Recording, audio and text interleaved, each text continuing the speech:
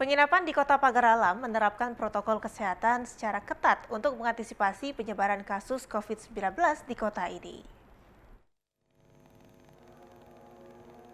Penerapan protokol kesehatan ini sudah diterapkan di Villa Gunung Gara sejak awal pandemi COVID-19.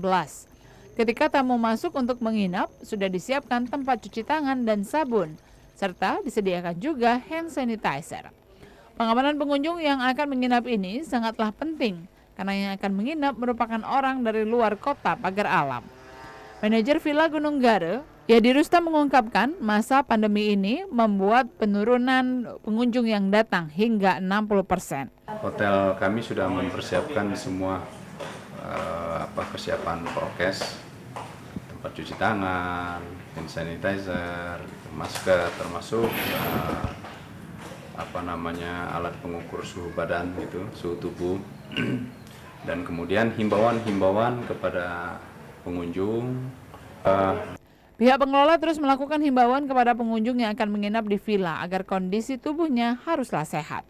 Tommy Adi Tobari, TVRI Sumatera Selatan melaporkan.